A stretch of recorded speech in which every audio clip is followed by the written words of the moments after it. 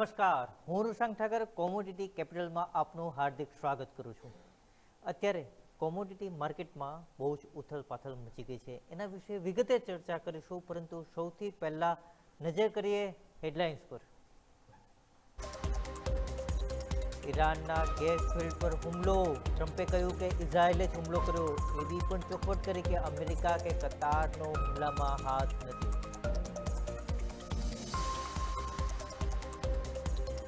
Energy facilities પર ઈરાનના હુમલા. કતાર, સાઉદી અરેબિયા અને યુએઈના નેચરલ ગેસ ફિલ્ડ પર હુમલા કરવામાં આવ્યા. ટ્રમ્પે ધમકી આપી કે જો કતાર પર ફરી હુમલો કરવામાં આવશે તો અમેરિકા ઈરાનના ગેસ ફિલ્ડને ઉડાવી દેશે.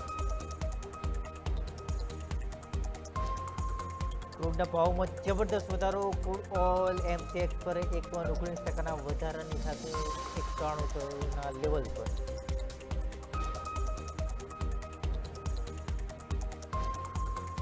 મેટલ માર્કેટમાં જોરદાર કડાકો. Copper, zinc, gold, silver, lead, aluminium તમામ મેટલ્સની કિંમતોમાં જોરદાર કડાકો બોલાયો. ગોલ્ડમાં 0.70%, જ્યારે સિલ્વરમાં 1.70%નો ઘટાડો.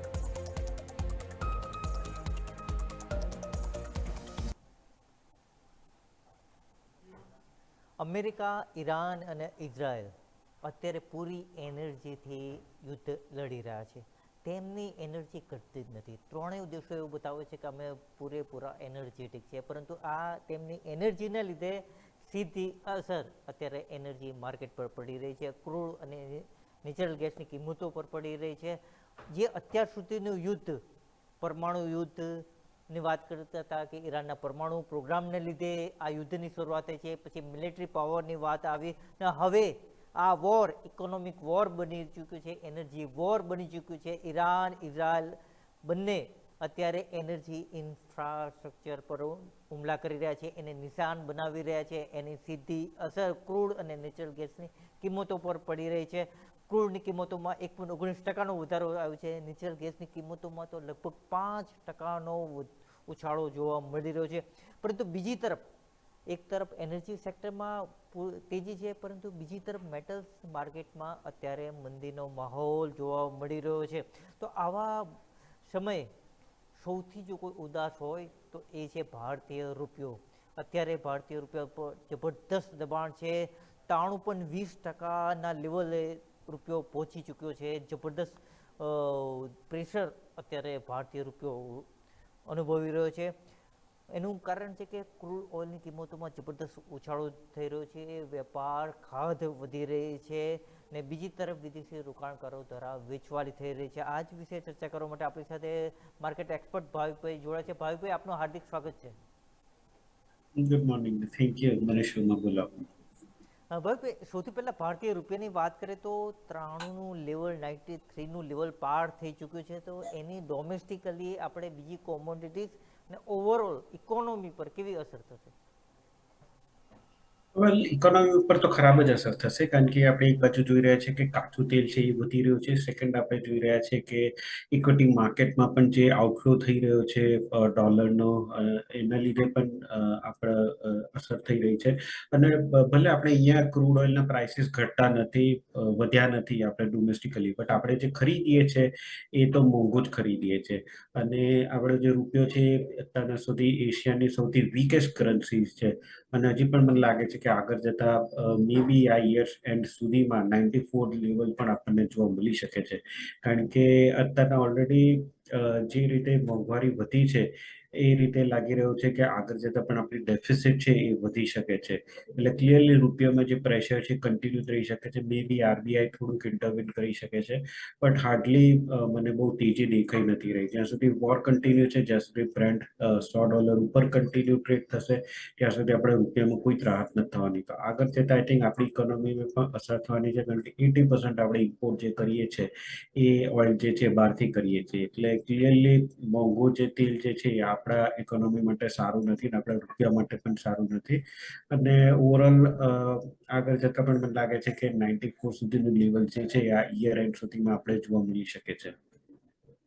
ગોલ્ડની વાત કરીએ તો એમાં પણ અત્યારે ઘટાડો જોવા મળ્યો છે. 0.70% ઘટાડો થતો 1,51,951નું લેવલ જોવા મળી રહ્યું છે. બુધવારે 1,53,025 પર બંધ થયું હતું અને છેલ્લા કેટલાક સેશનથી આપણે એમાં ઘટાડો જોઈ રહ્યા છે. તો હજી પણ રોકાણકારોએ અહીંયાથી દૂર રહેવું જોઈએ. નવી ખરીદી કે આ નવી ખરીદી માટે સારો અવસર છે. વેલ રૂપિયા સોરી ગોલ્ડમાં આપણે જોઈએ તો ટેકનિકલી અને ફંડામેન્ટલી બે હેડવિન્ડ્સ તો દેખાઈ રહ્યા છે. તો સૌથી પહેલા ટેકનિકલી જોઈએ તો 5,000નું જે લેવલ હતું, જે 50 દિવસનું મૂવિંગ એવરેજ છે, સોનું વારે વારે આપણે જોઈ રહ્યા હતા કે ત્યાંથી જ સપોર્ટ લઈને ઉપર જતું હતું. આ વખતે બ્રેક થઈ ગયું છે. સેકન્ડ, ફંડામેન્ટલી જોઈએ તો જે રીતે અત્યારના કાચું તેલ વધી રહ્યું છે એ રીતે જોવાનું છે કે આગળ જતા મોંઘવારી વધવાની જ છે વર્લ્ડની. અને જે બધી સેન્ટ્રલ બેંક જે વિચારી હતી કે રેટ કટ કરે, ખાસ કરીને ફેડની, હવે દેખાઈ રહ્યું છે કે મે બી આ વર્ષમાં એક રેટ કટ તકરાર થઈ શકે છે. અધરવાઇઝ જો યુદ્ધ લાંબુ ચાલ્યું તો મે બી એ પણ નહીં, અને worst case scenario rate hike પણ થઈ શકે છે. એટલે ઓફકોર્સ એ ગોલ્ડ અને સિલ્વર માટે ખરાબ છે. એટલે ફંડામેન્ટલી પણ આપણે જોઈ રહ્યા છીએ હેડવિન્ડ્સ, ટેકનિકલી પણ જે સપોર્ટ જે છે એ બ્રેક કર્યો છે. એટલે અહીંયાથી મને લાગે છે કે જે 4800 સુધીનું જે લેવલ છે આવી શકે છે. પછી એના પછી આપણને થોડીક તેજી જોવા મળી શકે છે. તો શોર્ટ ટર્મમાં હજી પણ મારો વ્યૂ થોડોક બેરિશ છે. ગઈકાલે જે ફેડની બેઠક થઈ એમાં પણ આપણે જોયું કે જે એ લોકોનો ટોન હતો થોડોક હોકિશ હતો, કારણ કે ડેફિનેટલી એ લોકો કોશિયસ હતા વોર ઉપર. અને એ લોકોએ પણ કીધું છે કે જો સ્ટ્રેટ ઓફ હોર્મુઝ બંધ રહેશે, કે જો ક્રૂડના પ્રાઇસ વધશે તો આગળ જતા ઇન્ફ્લેશનરી પ્રેશર રહેવાનું છે. તો જેને લીધે સેન્ટ્રલ બેંક્સના હાથ જે છે બંધાઈ જશે રેટ કટ કરવા માટેના. એટલે ઓવરઓલ મને લાગે છે કે હાલ પૂરતું તો થોડુંક હજી કરેક્શન એક્સપેક્ટેડ છે. મે બી અહીંયાથી થોડું ઓર નીચે જઈ શકે છે 1,49,000 થી 1,50,000ની આસપાસ. તો ત્યાંથી એકવાર બાઇંગની ઓપોર્ચ્યુનિટી મળે છે. અત્યારને લાગે છે કે અહીંયાથી હજી પણ થોડુંક કરેક્શનની રાહ જોવી જોઈએ. એના પછી 1,50 થી 1,49ની આસપાસ આવે છે ત્યારે સોનામાં ખરીદી કરી શકાય છે. હા, લોંગ ટર્મ કેવું પર્સપેક્ટિવ લાગે છે તમને? લોંગ ટર્મ પર્સપેક્ટિવ હજી પણ સારું છે, કારણ કે એકવાર આ વોર પતી જશે પછી અગેન લોકોની ફોકસ જે છે વર્લ્ડ ડેટ ઉપર જવાનું છે. અત્યારના આપણે જોઈ રહ્યા છે કે ડોલર્સ વધી રહ્યો છે અને યુએસડી ટ્રેઝરી વધી રહી છે. નહીં એટલે કારણ કે જ્યારે પણ આપણે જોઈએ કે કોન્ફ્લિક્ટ કોઈ પણ થાય છે જીઓપોલિટિકલ કે, તો ત્યારે લોકો લિક્વિડિટીને કેશ વધારે પ્રેફર કરતા હોય છે, કોઈ એસેટ્સ નથી પ્રેફર કરતા હતા. કારણ કે એસેટ પણ સાથે સાથે કરેક્ટ થાય છે. જેમ આપણે ઇક્વિટી માર્કેટમાં જોયું એમ ગોલ્ડ સિલ્વરમાં પણ કરેક્શન જોવા મળ્યું. એટલે બેટર સેફ લોકોને ઓપ્શન જે મળે છે એ કેશ હોય છે. અને કેશ એક ડોલર માટે, કારણ કે વર્લ્ડની રિઝર્વ કરન્સી છે. એટલે અત્યારના કેશની ડિમાન્ડ વધારે છે, ડોલરની ડિમાન્ડ વધારે છે. એટલે ગોલ્ડ સિલ્વર અત્યારના વીક છે. પણ જેવું આ કોન્ફ્લિક્ટ પતશે પછી અગેન કેશની ડિમાન્ડ નીકળે અને લોકો જે પૈસા નાખશે એ એસેટ્સમાં નાખશે. અને એમાં સોનું અને ચાંદી જે છે મને લાગે છે કે ઉભરશે. પ્લસ આપણે એ પણ જોયું કે અત્યારના વર્લ્ડનું એટલું બધું ડેટ વધી ગયું છે કે આગળ જતા જે ડોલર ને કરન્સીસ જે છે એની વેલ્યુ ઘટવાની છે. અને એની સામે એક જ કરન્સી જે છે કે જેની વેલ્યુ વધી શકે છે, ની છે સોનું. એટલે મને લાગે છે કે આગળ જતા લોંગ ટર્મમાં ડેફિનેટલી સોનું જે છે એ 5,600 થી 6,000નું લેવલ જે છે એ મે બી આ યર એન્ડ નહીં પણ આવતા યર એન્ડ સુધીમાં તો આપણને જોવું છે. લોંગ ટર્મ ડેફિનેટલી મારો બહુ સ્ટ્રોંગ છે, પોઝિટિવ જ છે. શોર્ટ ટર્મ માટે અત્યારના જે કોન્ફ્લિક્ટ થઈ છે એના લીધે લોકોનું પર્સપેક્ટિવ થોડુંક ચેન્જ થઈ ગયું છે. લોકો રિસ્ક ઓછું લઈ રહ્યા છે. એટલે ડોલરમાં એ લોકો સેફ હેવન જોઈ રહ્યા છે. અને એટલે જ ગોલ્ડ અને સિલ્વર જે છે એ અત્યારના થોડુંક કરેક્ટ થઈ રહ્યા છે. બિલકુલ. હવે સિલ્વરની વાત કરીએ તો અત્યારે લગભગ 1.70%નો ઘટાડો છે. 2,44,000નું અત્યારે લેવલ જોવા મળી રહ્યું છે. હજી આમાં ડાઉન સાઇડ કયા લેવલ જોઈ રહ્યા છો આપ સિલ્વરમાં? વેલ સિલ્વરમાં આપણે જોઈએ તો આઈ થિંક સિલ્વરમાં કરેક્શન થોડુંક વધારે આવી શકે છે. તો સિલ્વર આપણે જોઈએ કે ટેકનિકલી પણ ગોલ્ડની કમ્પેરિઝનમાં થોડુંક વધારે વોલેટાઇલ છે. અને હાલ અત્યારના જે રીતે ઇકોનોમીઝ ચાલી રહી છે, જે રીતે યુદ્ધ ચાલી રહ્યું છે, શિપિંગ કોસ્ટ વધી ગયા છે, ફ્રેટ વધી ગયું છે, ઇન્સ્યોરન્સ વધી ગયું છે. તો એના લીધે જે ઇન્ડસ્ટ્રીયલ મેટલ્સની ડિમાન્ડ જે છે અને ઇમ્પોર્ટ એક્સપોર્ટ છે એની પણ અસર થવાની છે. અને એ અસર થોડીક નેગેટિવ જ થવાની છે. એટલે જેટલું સોનામાં આપણે સેફ હેવન ડિમાન્ડ જોઈશું એટલું સિલ્વરમાં ઓછું સેફ હેવન ડિમાન્ડ, કારણ કે 60% એ ઇન્ડસ્ટ્રીયલ મેટલ છે. એટલે અત્યારના મને શોર્ટ ટર્મ લાગે છે કે ચાંદીમાં હજી પણ આપણે 2,20 થી 2,00,000 સુધીનું લેવલ જે છે આવી શકે છે. ઓવરઓલ જ્યારે તેજી થઈ હતી ત્યારે કરેક્ટ હું એક્સપેક્ટ કરી રહ્યો હતો કે મે બી 1.80 થી 2 ની વચ્ચે આવે તો ડેફિનેટલી બાય કરે. અત્યારના થોડોક મારો જે રેન્જ જે છે થોડુંક ઉપર આવી ગયું છે. હું વિચારું છું કે 2,20,000 ની આસપાસ આવે છે, 2,20,000 થી 2 લાખ સુધીમાં. તો ફિઝિકલી કે કોઈને લોંગ ટર્મ પર્પઝથી કરવું હોય તો બાય કરી શકાય. એટલે અહીંયાથી એક્સપેક્ટેડ છે કે મે બી ઇન્ટરનેશનલમાં $70 થી 68, અને આપણે ત્યાં મે બી 2.20 ની આસપાસ આવે છે, તો ત્યાંથી લોંગ પોઝિશન્સ એડ કરી શકાય છે. બિલકુલ. આપણે ગોલ્ડની વાત કરીએ તો મિડલ ઇસ્ટમાં જે અત્યારે વોર થઈ તો એના લીધે છે એના ગોલ્ડનો સપ્લાય જે દુબઈથી આવવાનો એ પણ કંઈક અટવાયો હોય એવું લાગે. તો એવા સમાચાર આવે તો એની કેટલી અસર થાય આપણે ત્યાં? વેલ, એની પણ અસર તો ડેફિનેટલી થશે જ, કારણ કે સી અત્યારના જે રિફાઇન થતું હોય છે યુઝ્યુઅલી બહુ ઓછી જગ્યા છે કે જ્યાં રિફાઇન થતું. એક તો આપણે જોઈએ કે સ્વિટ્ઝરલેન્ડમાં રિફાઇન થતું હોય છે ગોલ્ડ, પછી મિડલ ઇસ્ટમાં થતું હોય છે, ને ત્યાંથી પછી વર્લ્ડ ઓવર બધે મળતું હોય છે. એટલે અત્યારના ગોલ્ડની મે બી શોર્ટેજ પણ ફિઝિકલી થશે, બટ બહુ મોટું મને ફરક નથી લાગી રહ્યો, કારણ કે અત્યારના ગોલ્ડની તમે એઝ અ રિટેલ ડિમાન્ડ પણ જુઓ ને તો વીક છે, કારણ કે ગોલ્ડના પ્રાઇસીસ હજી એવા ઘટ્યા નથી. પ્લસ અત્યારના આપણે જોઈ રહ્યા છીએ કે કોઈ વેડિંગ સિઝન કે એવી કોઈ ખાસ સિઝનલ ડિમાન્ડ નથી. અને આ જે વોરનું છે એટલે અત્યારના ઓવરઓલ લોકો જે છે કેશ વધારે પ્રેફર કરે એઝ અ ગોલ્ડ. એટલે શોર્ટ ટર્મમાં મને લાગે છે કે આ જે અત્યારના સોનું નથી આવી રહ્યું મિડલ ઇસ્ટમાંથી, એનું બહુ મોટું ફરક નહીં પડે, કારણ કે ડિમાન્ડ જે છે એવી કોઈ ખાસ નથી. બટ યસ, આ જો કન્ટિન્યુ રહેશે તો આગળ જતા મે બી સપ્લાય જે છે એ થોડુંક શોર્ટેજ થઈ શકે છે. ફિઝિકલ જે છે એ સપ્લાય ટાઇટનેસના લીધે અગેન પ્રાઇસીસ જે છે એ રિફ્લેક્ટિવલી પોઝિટિવ થઈ શકે છે. બટ શોર્ટ ટર્મમાં મને લાગે છે કે આ મિડલ ઇસ્ટથી જે સપ્લાય બંધ થયો છે એનું કોઈ બહુ ફરક નહીં પડે. ગોલ્ડ અને સિલ્વર બાદ એનર્જી સેક્ટર્સની વાત કરીશું કે જ્યાં અત્યારે તેજી જોવા મળી રહી છે, પરંતુ અત્યારે સમય છે એક બ્રેકનો.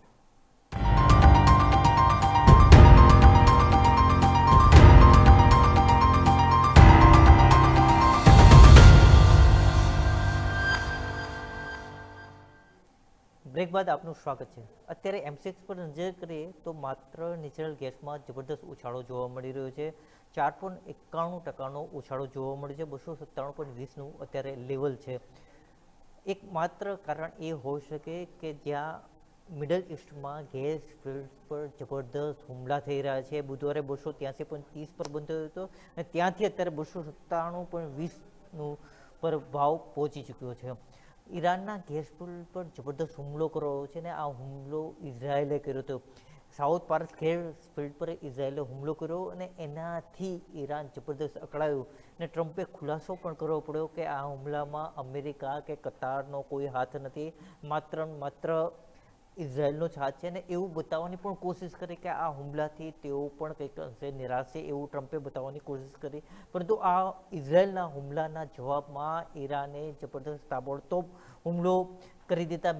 મિડલ ઇસ્ટના ગેસ ફિલ્ડ્સ પર હુમલા કરી દીધા. ખાસ કરીને જે કતારની અંદર જે રાસ લફાન ઇન્ડસ્ટ્રીયલ એસ્ટેટ છે કે જ્યાં એલએનજીનું મોટું ટર્મિનલ છે તેના પર હુમલો કરી દીધો છે. એટલે એક રીતે ગેસ ફિલ્ડ્સ પર હુમલાથી નેચરલ ગેસની કિંમતો પર સીધી અસર થઈ હોવાનું અત્યારે લાગી રહ્યું છે. અબુધાબીમાં પણ ગેસ ફિલ્ડ્સ પર હુમલા થયા છે કે એના લીધે મિસાઇલ ત્રાટકી છે, તો એની લીધે ત્યાં ઓપરેશન્સ અત્યારે અટકાવી દેવામાં આવી રહ્યું છે. બહેરીનમાં પણ એલએનજી એસેટ્સ પર મિસાઇલ્સ હુમલા થયા છે. ભાવિકભાઈ, આ જે અત્યારે નેચરલ ગેસની કિંમતોમાં વધારો થયો છે, 4.91%નો લગભગ ઉછાળો થયો, એ આ હુમલાનું જ પરિણામ છે? આપ અનમ્યુટ કરવું પડશે સર. Very sorry. આપણે અત્યારના જોયું કે જે અત્યાર સુધી જે કોન્ફ્લિક્ટ થઈ હતી યુએસ ને ઇઝરાયલે ઈરાન ઉપર ટાર્ગેટ કર્યું હતું, તો મિલિટરી ઇન્સ્ટોલેશન ને મિલિટરી ટાર્ગેટ જ કર્યું હતું. કોઈ એનર્જી સેક્ટર ઉપર અત્યાર સુધી હુમલો નતો કર્યો. પણ ગઈકાલે જે ઇઝરાયલે હુમલો કર્યો છે સાઉથ ફાર્સ ફિલ્ડ ઉપર, જે વર્લ્ડની સૌથી મોટી નેચરલ ગેસની ફેસિલિટી છે અને કતાર જોડે પણ બોર્ડર શેર કરે છે, જે કતારનું નોર્થન ફિલ્ડ જે છે.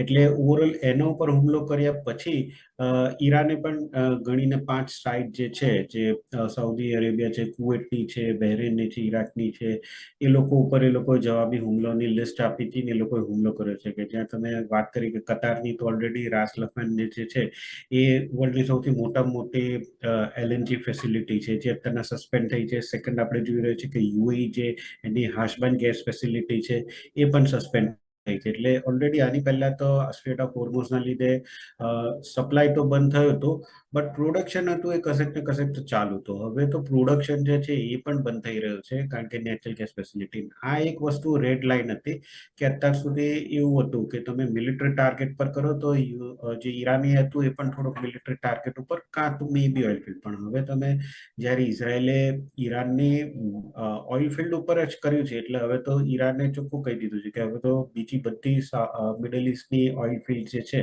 એના ઉપર અમે હુમલો કરીશું. એટલે આ હુમલા કર્યા પછી રીસ્ટાર્ટ કરવાનું એ બધી બહુ વાર લાગે છે. એટલે ઓવરઓલ અહીંયાથી મને લાગે છે કે નેચરલ ગેસ ઓલરેડી શોર્ટેજ હતી જ, હવે શોર્ટેજ છે ઓર વધી શકે છે. આપણે ત્યાં નેચરલ ગેસના પ્રાઇસ એટલા બધા વધ્યા નથી, કારણ કે આપણે જે નેચરલ ગેસના પ્રાઇસ થતા હોય છે નાઇમેક્સના યુએસના હોય છે, અને યુએસમાં આપણે જોઈ રહ્યા છે કે એ લોકોનો એટલો પ્રાઇસ એટલે નથી વધી રહ્યો, કારણ કે એ લોકોનું જે ડિમાન્ડ હોય છે પોતાની જ નેચરલ ગેસથી થતી હોય છે, અને બાકી યુરોપને થતી હોય છે. બટ આપણે ઇન્ટરનેશનલ યુરોપનું બેન્ચમાર્ક જોઈએ નેચરલ ગેસના, કે એશિયન બેન્ચમાર્ક જોઈએ નેચરલ ગેસના, તો એના પ્રાઇસ બહુ જ વધી ગયા છે. એટલે ઓવરઓલ મને લાગે છે કે અહીંયાથી નેચરલ ગેસના પ્રાઇસ ઓર વધવાના છે, કારણ કે આ જે હુમલો હવે ચાલુ થયો છે એનર્જી સેક્ટર ઉપર, એ એકચ્યુઅલી ઇકોનોમી માટે, ઓઇલ એન્ડ ગેસ માટે બહુ જ ખરાબ છે. એટલે હવે ક્યાં પતશે એ નથી ખબર. યુએસ ઓલરેડી કીધું છે કે ઇઝરાયલે હુમલો કર્યો છે, બટ ઈરાની માનવા નથી. ઈરાન ઓલરેડી જવાબી હુમલો કરેલો જ છે સાઉદી અરેબિયાને ને બહેરેનને ને કતારની ગેસ ફિલ્ડ ઉપર. એટલે ઓવરઓલ મને લાગે છે કે અહીંયાથી પ્રાઇસ જે છે ઓર વધી શકે છે. તો નેચરલ ગેસમાં તેજી જે છે કન્ટિન્યુ રહી શકે છે. 320 325 સુધીના પણ ટાર્ગેટ આવી શકે છે. તો એક્સપેક્ટ કરી શકો છો કે નેચરલ ગેસના પ્રાઇસમાં ઓર અહીંથી 20 થી 25 રૂપિયાનો વધારો જોવા મળી શકે છે. આ ભારત માટે કેટલું ચિંતાનું કારણ છે? કેમ કે આપણે નેચરલ ગેસ મોટા ભાગે 85% આપણે ત્યાંથી જ મિડલ ઇસ્ટમાંથી લાવીએ છીએ. ભારત માટે ઘણું જ ચિંતાજનક છે, કારણ કે અત્યાર સુધી એક બે તો ઠીક છે, આપણે એલએનજી સ્ટ્રેટ ઓફ હોર્મુઝથી નીકળી છે, બટ બીજું આપણી પાસે અત્યારના ચોઇસ બહુ લિમિટેડ છે, કારણ કે આપણે મોસ્ટ ઓફ કતારથી અને મિડલ ઇસ્ટથી જ લેતા હોય છે. રશિયાથી આપણે બહુ ઓછું લેતા હોય છે. બીજું એક જે છે યુએસ જે છે, જે પણ યુએસ ઓલરેડી યુરોપને આપતું હોય છે, અને બીજું ઓસ્ટ્રેલિયા છે, જ્યાંથી પણ આપણે ઓછું. એટલે આપણે હવે ગણીને રશિયા અને ઓસ્ટ્રેલિયા એ બે પાસથી લેવું પડશે. અને ઓલરેડી આપણે પણ આઈ થિંક બીજા બધા જોડે કોમ્પિટિશન જ કરવી પડશે, કારણ કે મોસ્ટ ઓફ આપણે જોઈએ કે એશિયન કન્ટ્રીઝ જે છે એ લોકો મિડલ ઇસ્ટથી જ લેતો છે. મિડલ ઇસ્ટથી બંધ થયું એટલે બધા જ એ લોકો રશિયા અને ઓસ્ટ્રેલિયા પાસથી જવાના છે. એટલે ઓવરઓલ આપણા માટે મને લાગે છે કે અહીંયા શોર્ટેજ પણ રહેવાની છે, અને પ્રાઇસ જે છે એ પણ વધવાનું છે. તો કશેક ને કશેક જો કોન્ફ્લિક્ટ નહીં ઓછું થાય તો ક્રૂડમાં આપણને એટલી બધી ચિંતા નથી, ક્રૂડ મળી રહેશે, બટ એલએનજીની શોર્ટેજ આગળ જતા વધી શકે છે. હવે ક્રૂડની વાત કરીએ તો અહીં પણ 0.90% વધારો છે, અને આપણે ઈરાને ધમકી આપી છે કે તમે સાઉદી અરેબિયા, કતાર અને બહેરીન સહિત તમામ દેશોમાં જે એનર્જી ઇન્ફ્રાસ્ટ્રક્ચર છે એને ખાલી કરી દો, કેમ કે અમે હુમલા કરવા જઈ રહ્યા છીએ. ઇવેક્યુએશન વોર્નિંગ આપી દીધી. તો એની ક્રૂડના કિંમતો પર કેટલી અસર થશે અને આપણને કઈ રેન્જ જોવા મળશે? પણ આપણે બ્રેન્ટ અને WTI નો ઇમ્પેક્ટ સ્પ્રેડ પણ જોઈએ તો $15 સુધીનો સ્પ્રેડ થઈ ગયો છે, કે જ્યાં WTI 96 ની આસપાસ ચાલી રહ્યું છે, અને બ્રેન્ટ જે છે 110 ઉપર ચાલી રહ્યું છે. અને એ જ બતાવી રહ્યું છે કે સપ્લાય કેટલી શોર્ટેજ છે બ્રેન્ટમાં. અને હવે તો ઇનફેક્ટ સાઉદી અરેબિયાએ પણ જે ઈરાને કીધી છે કે આટલી સાઇટ્સ પર તમે લોકો નીકળી જાઓ, કારણ કે અમે હુમલો કરીશું. તો સાઉદી અરેબિયાએ પણ એ સાઇટ્સ બંધ કરી છે અને ઇવેક્યુએશન કરી છે. દેટ મીન્સ કે સાઉદી અરેબિયા પણ એન્ટિસિપેટ કરી રહ્યું છે કે ઈરાન જે છે હુમલો કરવાનો છે. અને અગેન મેં કીધું કે એનર્જી સેક્ટર ઉપર અત્યાર સુધી એક રેડ લાઇન હતી. જ્યાં સુધી એનર્જી સેક્ટર ઉપર હુમલો નતો થતો ત્યાં સુધી એટલીસ્ટ વર્લ્ડને ચિંતા નથી. સ્ટ્રેટ ઓફ હોર્મુઝ ભલે બંધ હતું, બટ પ્રોડક્શન તો ચાલુ હતું, કે જ્યારે પણ સ્ટ્રેટ ઓફ હોર્મુઝ ખુલે તો ફરીથી પ્રોડક્શન. પણ હવે એનર્જી સેક્ટર ઉપર હુમલો થયો છે, એટલે અગેન બંધ થશે, પછી રિપેર થશે, પછી ફરીથી પ્રોડક્શન સ્ટાર્ટ થશે. એ બધામાં બહુ વાર લાગશે, અને એ બધા અલ્ટિમેટલી વર્લ્ડ માટે ખરાબ છે. એટલે મને લાગે છે કે આ જે ઈરાને સાઇટ્સ આપી છે અને જે અત્યારના ઇવેક્યુએશન કરી રહ્યો છે, દેટ મીન્સ કે અગેન પ્રાઇસીસ જે છે $120-125 પણ બ્રેન્ટ આવી શકે છે. અને ઓવરઓલ આ ઇન્ડિયા માટે નહીં, આખા વર્લ્ડ માટે ખરાબ જ છે. તો જ્યાં સુધી આ કોન્ફ્લિક્ટ ચાલુ રહે છે, જ્યાં સુધી આગળ જતા બીજો જો એનર્જી સેક્ટર ઉપર હુમલો થશે, તો મને લાગે છે કે ઓર આપણે પ્રાઇસમાં ઉપર તેજી જોવા મળી શકીશું. MCX ની વાત કરીએ તો આઈ થિંક હવે 8,500 નો એક સપોર્ટ બની જ ચૂક્યો છે. હવેની રેન્જ બની શકે છે 8,800 થી 9,400 ની, અને એક્સપેક્ટેડ છે કે મે બી અહીંયાથી 9,400 થી 9,500 સુધીનું પણ હાર સાઈડ આપણે MCX માં પ્રાઇસ જોવા મળી શકે છે. ક્રૂડમાં નેચરલ ગેસમાં તેજી છે, પરંતુ મેટલ્સ માર્કેટમાં બિલકુલ મંદીનો માહોલ છે.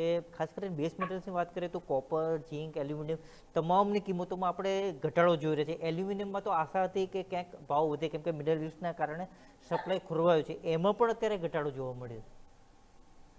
વેલ, એક વસ્તુ તો છે કે હજી પણ બીજા બધા બેઝ મેટલ્સની કમ્પેરિઝનમાં એલ્યુમિનિયમ જે છે થોડોક સારો દેખાઈ રહ્યો છે, કારણ કે યસ 9% આપણે જે સપ્લાય જોઈ રહ્યા છે એ એલ્યુમિનિયમનું આવી રહ્યું છે મિડલ ઇસ્ટથી. બટ ગઈકાલે એ પણ ન્યૂઝ આવ્યા છે કે બહેરેન જે છે એ લોકો હવે એ લોકોનું જે એલ્યુમિનિયમનો સપ્લાય છે એ રેડ સી મારફતે કરવાના છે. એટલે એ લોકોએ નવો રૂટ શોધી લીધો છે.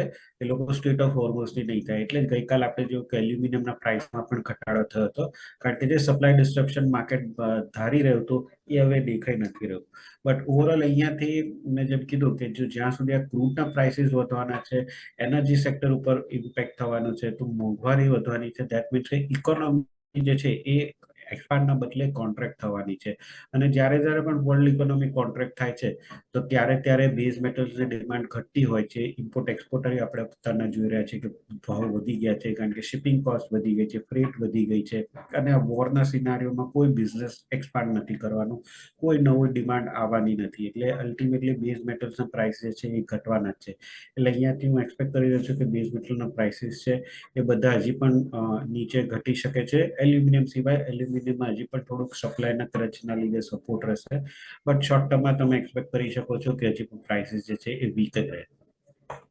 કોપરને ગ્લોબલ ગ્રોથનું બેરોમીટર કહેવામાં આવે છે. તો અત્યારે એમાં જે સતત મંદી છે, ડાઉન સાઇડ જોવા મળે છે, તો ક્યાંક મંદી તરફ ઇશારો કરે. યસ, કારણ કે કોપર તમે સાચી વાત કીધી કે એઝ આપણે ડોક્ટર કોપર કહે કે જ્યારે એને પ્રાઇસીસ વધે છે દેટ મીન્સ કે ઇકોનોમી એક્સપાન્ડ થાય. ગયા વર્ષમાં થોડુંક ડિફરન્સ સિનારિયો હતો, કારણ કે ગયા વર્ષમાં આપણે જોયું હતું કે 1 થી 2 માઇન્સ જે હતી જે વર્લ્ડનું 3% આઉટપુટ આપતી હતી એમાં એક્સિડન્ટ થયો હતો, અને એના લીધે એટલીસ્ટ 2026 સુધી શટડાઉન થયો હતો. એટલે સપ્લાય એકદમ ઓછું થઈ ગયું હતું, ડિમાન્ડ સ્ટેડી હતી.